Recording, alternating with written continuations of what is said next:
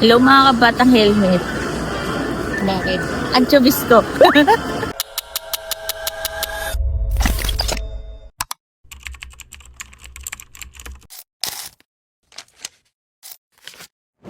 So nandito kami ni Videographer dahil mag-o-omad ako. 1 meal a day. Diyos ka. Dahil diba ang daming ang lumalaganap ngayon sa SOCMED about sa Tirzepatide, Ozempic, o yung mga injectable sa mga pampapayat. So tayo mga batang helmet, halos lahat ng pampapayat na take ko na yan. So, ang napansin ko lang talaga, chumuchubis ako kapag may only rice. It's all in the mind. Charot. Talagang ano to, labanan ng katawan at isipan para mag-diet. Kasi wala naman talagang yung specific na medicine, mga pills para umayat tayo. So nasa ano na yan, sarili nating encouragement. Sa ating mga sarili, gusto talaga natin. Pero ito nga, na-try ko na kasi yung intermittent fasting, yung 16-8. Effective siya sa akin. Pero dahil nga panggabi tayo, kailangan pa rin natin ng sustansya kasi baka mamaya bigla lang tayo bumulagta sa duty. So bigla lang tayo tumagot. So ito, yung OMAD is a form of intermittent fasting din siya. Pero ito, sa base ka lang kakain sa isang araw. Kaya 1 meal a day siya. Sabahan nyo kami kung saan ako manginginain ng ating 1 meal a day. Wala pa akong tinake since kaninang pagising natin up until now. So, tara let's, saan tayo lalapang?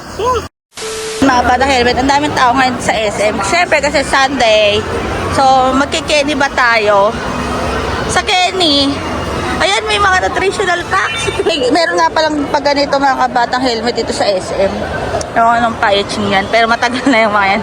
Sabi ko nga kay Videographer, pag wala akong pasok, baka pwede ako sumideline sa ganyan. So ito nga mga kabatang helmet, nandito tayo sa Burger King. So ito yung nanalo. So kakainin natin is itong kanilang, ayan o, yung Whopper na plant-based. Siyempre yung fries kay Videographer na yan. And meron tayong black coffee. So hindi natin lalagyan ng creamer, sugar, para pangmalakasan na talaga to. So ayan, black coffee. Hindi, todo na to, black coffee. So ayan yung kakainin natin mga kabata helmet sa aking 1 meal a day. Ang may advice ko lang talaga, kala mo naman fitness guru, no? Chubis mo nga. Pero dahil ang dami na nga natin na-try na mga pampapayat, from the pills, mga kung ano-anong mga medication, kung ano-anong mga calorie deficit intake, chuba-chuba na yan. Pero ito naman sabi ko, regarding sa mga lumalaganap ngayon sa SOCMED na Tirzepatide, mga Ozempic, those medicines are, or yung mga drugs na yon ay for type 2 diabetes. So, hindi talaga siya intended for weight loss. Diba, Videographer? Kasi side effect niya is, yun nga, yung weight loss para sa mga may type 2 diabetes. Pero kung ikaw, hindi ka naman diabetic, tapos mag-i-inject ka or mag-intake ka ng ganong mga drugs, syempre, it's a no-no and magkakaroon yun ng adverse reaction sa katawan mo. And mas maganda pa rin mag-consult sa inyong endocrinologist or sa mga doctors nyo kung magte-take talaga kayo or decidido kayong mag-inject, lalo na yon injectable siya or ini-inject siya sub-Q. So, anything na ipapasok mo sa katawan mo, hindi mo na pwedeng ma-retract pa yun. O hindi mo na pwedeng mahigo, pa-aspirate yun. Yun naman yung kaanohan kapag mga IV. Pero anyway, ay, hindi pala siya IV. It's sub-Q. Oh, anyway, kung IV man or what, kung ano man route niyan, tinuturo pa rin yun. So, ayan nga mga kapatang helmet. Nagda-dry yung lips ko, ibig sabihin, kulang tayo sa water, so dapat mag-rehydrate na tayo, no? So, ang solution dyan, mag-Starbucks siya. Ayan nga mga batang helmet.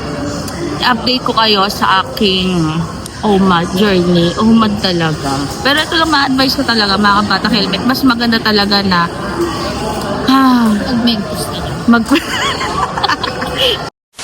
diabetes naman ang titirahin ko doon. Hindi lang kakain mo. Kahit na, Diyos ko, kung wala man lang akong diabetes, makaka-diabetes akong puro mentos lang. Pero ito lang ang ma-advise ko sa inyo mga batang helmet.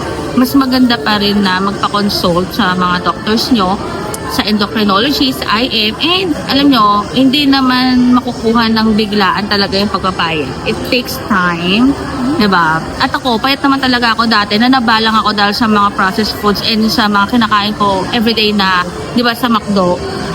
Yun yung nakapagpa-ansakan talaga, nakapagpa-chubis, naging bloated ako. So, ayan, nahihirapan tayo ulit na mag-gain yung dati nating weight na 50 kilos kasi nga, yung trabaho ko rin ngayon is prolonged sitting, tapos iba pa yung time zone ko. So, kailangan talaga mag-exercise tayo. Kasi ito nga, umpisa na natin sa mga kinakain. Kaya, ang ma-advise ko lang regarding sa mga nag-i-inject dyan, hindi naman sa kinukondena natin sila. Decision naman nila yun. O, gusto nyo yan. Pero malamang sa malamang may adverse reaction yan sa inyong katawan.